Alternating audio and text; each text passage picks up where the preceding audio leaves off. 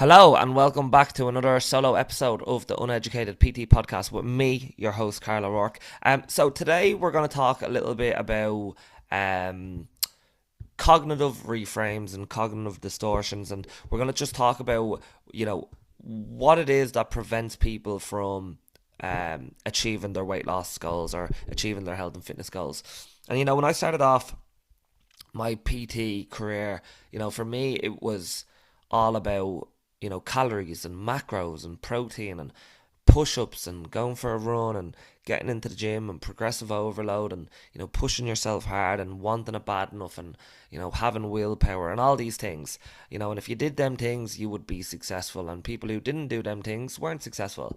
And I seen fitness in a very black and white um with a very black and white view. Um, but the longer I've done this job and the more people that I've spoken to, and speaking from people from all different walks of life, and grown up with different childhoods and grown up in different environments, and you really start to understand that we're not all on a level playing field, and we're not all on a level playing field in regards to our thoughts either. Um, and a great saying that I like to say is, transformation happens from the neck up, not the neck down.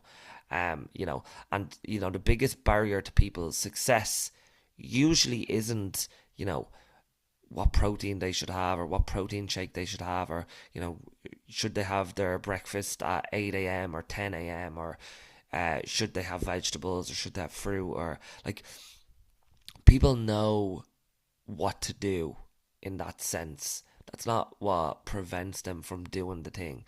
What prevents people from doing the thing, what prevents people from taking action and seeing success and to continue to pursue, is their brain, is their thoughts. That's the thing that stops people. Um, the I always say that the longer you stay in the game, the more chance you have of winning. Um, but it's very difficult for people to stay in the game and to keep trying when they constantly feel like they're not good enough. They constantly have this voice in the back of their head telling them to stop, telling them to quit, telling them that it's not worth it, telling them that if they succeed that everything will change, telling them that they'll never succeed because they've never succeeded at anything. There's loads of different reasons to why people stop pursuing their health and fitness goals and then therefore never achieve them again. And a lot of the times we call these cognitive distortions, which is basically, reality twisting thoughts, telling you that you're not good enough, or telling you that you're failing because you had an off meal, or you ate out at the weekend, or you had something that wasn't on plan, or you had a day where you didn't go to the gym, or you had a week where you didn't go to the gym, and now you're like, oh, I'm such a piece of shit, what's the point in going back? So that's what these are cognitive distortions. These are reality twisting thoughts, and they come in many different versions, right? So you have like the all or nothing thinking is the main one that people know about, and that's like seeing things as completely good or bad. It's success or failure. There's no middle ground. So an example would be, I had a takeaway on the weekend, so I've ruined my diet. I might as well now just overeat for the rest of the day and the rest of the weekend and the rest of the week and the rest of the month, and now I should just stop trying, basically. So that's like a common one people see, or overgeneralizing is another one. So taking one instance and then applying it broadly. So making sweeping conclusions, like, I didn't lose weight last time I tried, so therefore I'll never be able to lose weight. Or I tried this one diet and it didn't work for me, so therefore diets don't work for me. Or I tried to exercise before and I didn't like it, so therefore I don't like exercise. So you're overgeneralizing, when in fact there's so many different ways to approach this and to approach exercise in general. Or mind reading is another cognitive distortion that people have. So assuming that you know what other people are thinking, and usually it's something negative. So like, you go into the gym and you think everybody's staring at you, or everyone's judging you for not knowing how to use this machine, and oh my god, it looks stupid in this machine, am I doing it right? Oh no, I'm not going to go back to the gym because everyone there is really judgy, and everyone unless you're a fitness person, people criticize you. So that's what mind reading would be. Or Another one would be catastrophizing, so expecting the worst case scenario and turning molehills into mountains. So if I gain a couple of pounds on this holiday, that means I've ruined all my progress, which is very irrational thinking, because weight fluctuates all the time. You'll you could be doing everything right and you could gain a couple of pounds, or you could lose a couple of pounds, or stay the same. That has nothing to do with the fact that you've been training hard, you've been looking after your diet, you've been feeling better, you've been sleeping better. Your health markers have improved, your cardiovascular system might have improved, you're in a better mood when you see your friends and your family, you're more patient with your kids, all because you've been focusing on training or getting out and getting your steps in, or you feel a little bit less sluggish, a little bit less bloated, and all these things, they stay with you, and the person that you become and the person and how you behave stays with you. And that's a lot more than just what the scale says. An emotional reason, that's another one. So believing that if you feel something, that it must be true. So I feel disgusting today, so therefore I must look disgusting, when in reality, just because we feel a certain way doesn't mean anything. It just means that's how we feel today. And that can happen because of many different reasons. All right, you could have got a bad night's sleep, could be going through something with your partner. There's many, you might be going through your time of the month. There's so many different reasons as to why you feel a certain way, but that doesn't make it reality.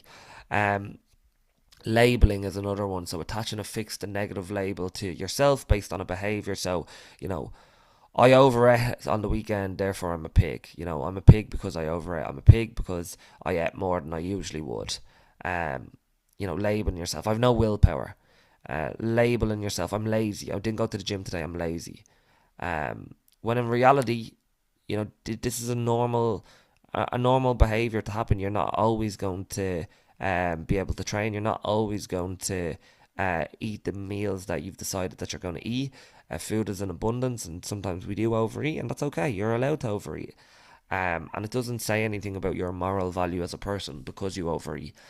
Mental filtering is another one. So you minimize the good, maximize the bad, and ignore positive progresses, and obsess about flaws or setbacks. So think about it like this, right? So I went to the gym all week. I meal prepped all my meals. I got all my steps in. I've been doing really, really well. Oh, but I haven't lost any weight on the scales this week. I'm such a failure. So you're minimizing all the good things that you've done this week. I trained, I got my steps in, I ate well, I was in a good mood all week because I did these behaviors. I feel better, I feel more energetic, I feel happier in my skin, I feel more confident, I feel more energized when I come home from work and I get to play with the kids, or I'm in a better mood with the partner, or I'm more patient around my family members. I don't snap as easily. I'm not getting dips of tiredness throughout the day. But now you're just looking at this one metric of success, and deeming whether you're a success or a failure, and you're minimizing all the good things that you've been doing. So like these are all kind of thoughts and feelings that end up um in the long run get us to quit. Okay, our brain gets us to quit because it's that inner critic, it's that frustration, it's shame around food, shame around the decisions that you didn't make. Fear of disappointment. I'm not going to start because if I start uh, and I don't succeed, if I don't lose the weight that I said I would, then what does that say about me?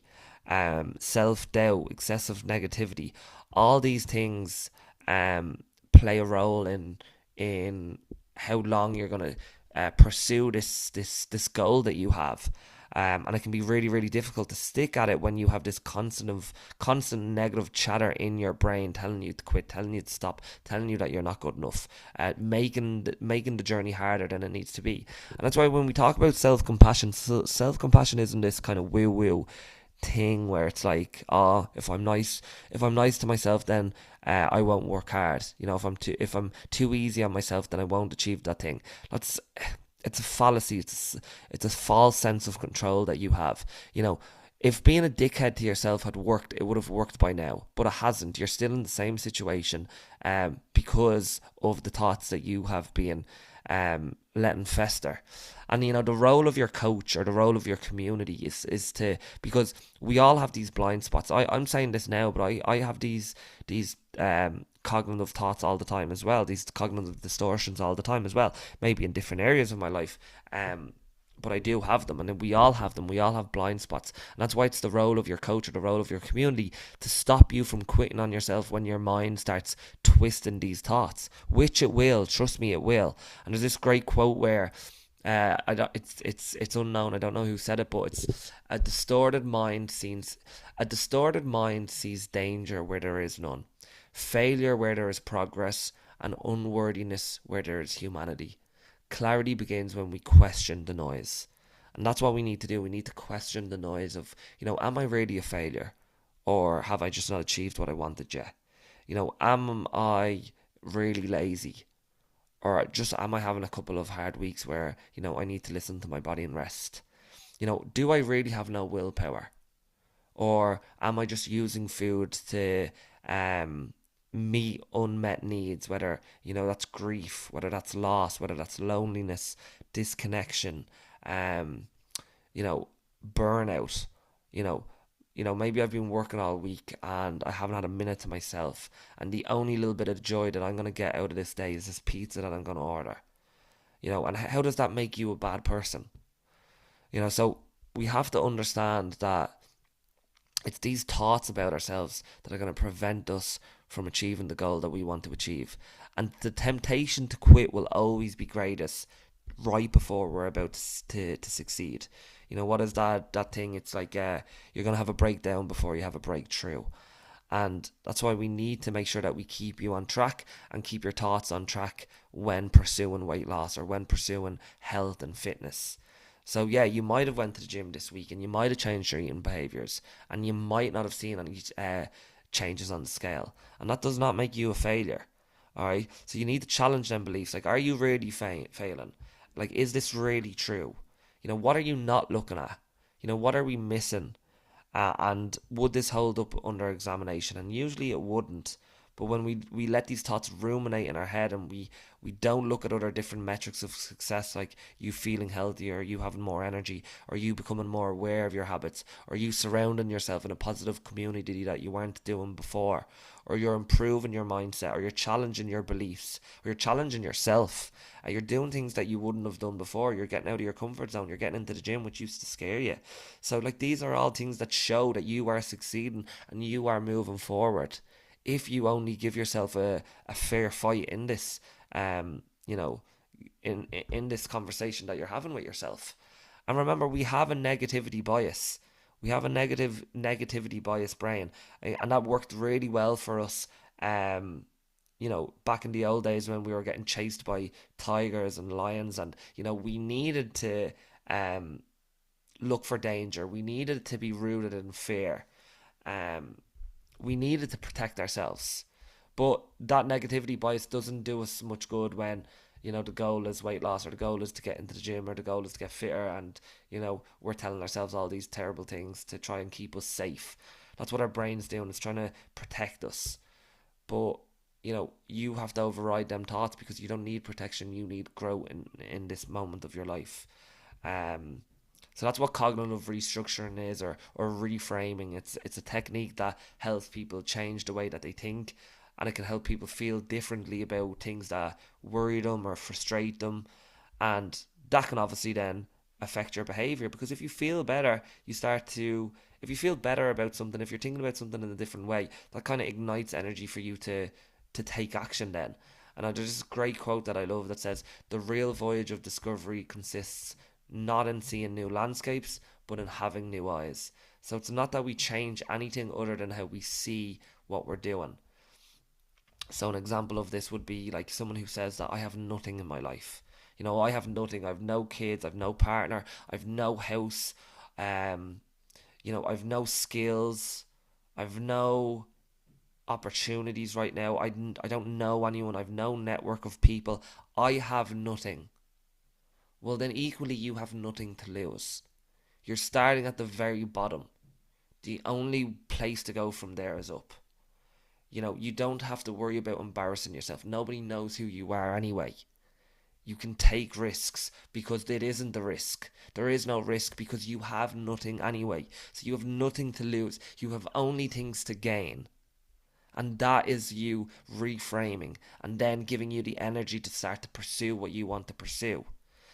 So that's what you have to think about when you have these disordered thoughts that are keeping you down, keeping you out of the game, keeping you out of action, keeping you from achieving real substantial success in your life, whatever domain that looks like, whether that's fitness, self development, business, whatever it is. It's like going from I have nothing to I have nothing to lose. And you can do this with so many different areas of your life. Like, I'll give you a couple of examples. So, I used to be really negative about my own body image, and I used to always talk about how much I hated my legs. My legs were too skinny. I hated wearing shorts, all that stuff. And that is a negative mindset. It's a negative body image.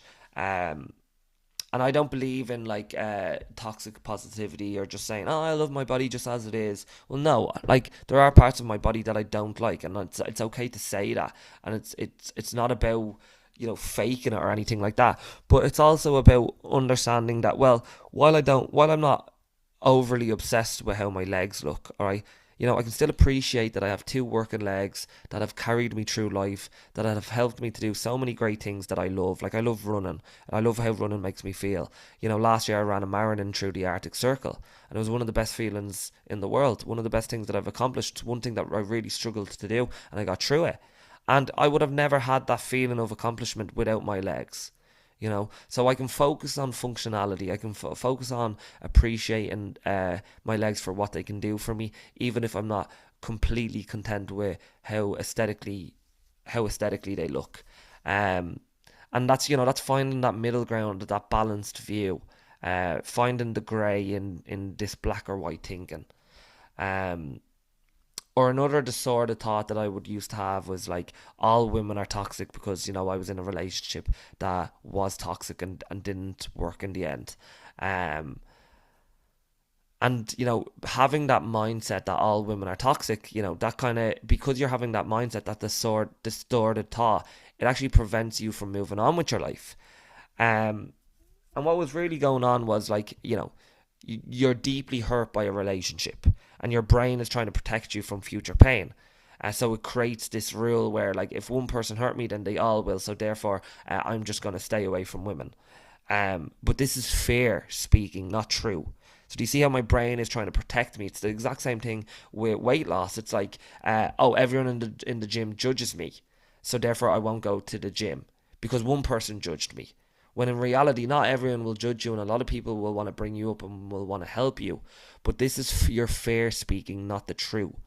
And until you change that thought, you're never going to be able to get into the gym and change what you want to change. And it was the exact same thing with me, because I went through a relationship that didn't work, and it was difficult for me to move on. My brain was just trying to keep me safe by saying that, well, all women are toxic because that relationship wasn't healthy. When if we reframe the thought, we could say, like, okay, I was hurt by someone that I cared about, the pain was real, but that one experience doesn't define every woman or every relationship, and I can grieve what happened without closing myself off to the possibility of something better. So I might have lost, someone who didn't work for me, but I gained clarity for the next relationship. So now you see how we're changing that thought into something positive that's creating energy now for me to get excited about, finding someone new. Or another disordered thought that I used to have was, like, when my mum passed away from cancer, I used to always say that I lost the only person who would ever love me unconditionally.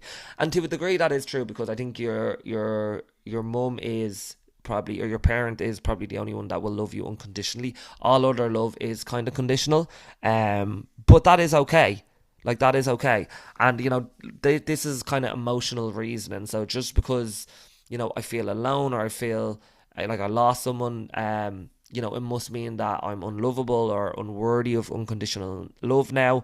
Or it's kind of overgeneralizing, so taking one tragedy, even though it's true, like loss, and applying that rule to my entire future, that I'll never have love again because my mum died. And filtering is another one, so it's ignoring or dismissing other possibilities or other forms of love that I have now or that can come. Whether that's through my friends, through my siblings, through potential partners. So that is just your grief screaming that no one will ever love you again. Um, and the idea then is to try and reframe them the sort of thoughts that you're having. So like, my mum's love was rare and it's probably irreplaceable. Well, it is irreplaceable. And losing her left a hole that no one else can fill. But that doesn't mean that I'm unlovable now. And her love also helped shape the person that I am, and that the love that I have in me. So other people might love me differently, but that love can still be real and it can still be deep and it can still be meaningful. And when I have kids, I can express that kind of unconditional love that I was shown in my childhood. And that's something to look forward to. So when you have these distorted thoughts like no one's ever gonna love me unconditionally again, um, although there could be a degree in truth in that, it's not a helpful thought, and it doesn't look kindly on the future. So you can change that thought, and you can look at the future with optimism, but you have to challenge them thoughts. That's really, really important. Another distorted thought might be like, I have no self control because you overate, you ate out and you overate, or you went home and you raided the press, or whatever it is. Um, and again, these are all these kind of disordered thinking. So it's the all or nothing mindset, believing that one instance of overeating means that you've no self control ever, which isn't true. It's labeling, defining yourself by one behavior. I overate, so therefore I have no control. I'm out of control. That's labeling. Emotional reasoning, so feeling shame or guilt and assuming that feeling is equal to the fact. So just because you feel a certain way doesn't mean that that is the reality of the situation. And then overgeneralization as well, like using one incident to make sweeping claims about your identity or your abilities, when in reality you have control in a lot of areas of your life. You get up every morning and you go to work, even when you're tired, even when the alarm goes off and you want to press snooze, you still get up and you go to work. So you do have control. So if we were to put this into court, and put the evidence up, we would see that, well, just because you're saying this thing doesn't mean that this thing is true. So we need to try to reframe that thought to give you the energy and the power to take action. So like, overeating doesn't mean I've lost control. It means I may be feeling disconnected, stressed, tired, emotionally hungry. So instead of blaming myself, I can get curious and I can get compassionate about what's going on here, and understand the food isn't the enemy and neither am I. So get curious about why these behaviors are happening. What can I learn from this situation of overeating? Am I using food to meet an unmet need? Am I tired? Am I stressed? Did I prepare that day? Did I skip meals throughout the day because people just kept on asking me to do task after task and I didn't take a moment for myself? Did I feed the kids and get everyone else ready and I forgot to eat myself and I was running off like two chips? So then, yeah, of course I was going to overeat that day. And also you have to ask yourself, like, one moment, does that one moment define your entire journey? What about all the times that you did decide to eat the home cooked meal, or choose the high protein meal, or choose the fruit, or choose the veg, or choose the fiber? What about all them other times that you're not giving yourself credit for? So every time you reflect, you grow closer to understanding yourself and your behaviors. So you have to take the lesson, not the loss. And you can't do that if you're constantly just submerged in these negative thoughts. So sometimes you can't change the situation. You can't change the fact that you overate. You can't change the fact that your relationship is over. You can't change the fact that your mum is dead. You can't change the fact that, you're in a situation that you do not like. But you can change your perception, which will make all the difference. And that is the power of reframing thoughts. And that is why, I always say that transformation happens from the neck up, not the neck down, because we have to look at your mindset as well as things like calories and macros and step goals and training programs. While them things are important, it is your mind that is going to get you through this process. um and you know it's a very lonely place to be at war with yourself, and you only get one life, and you only have one brain, and you might as well make it a nice place to live in.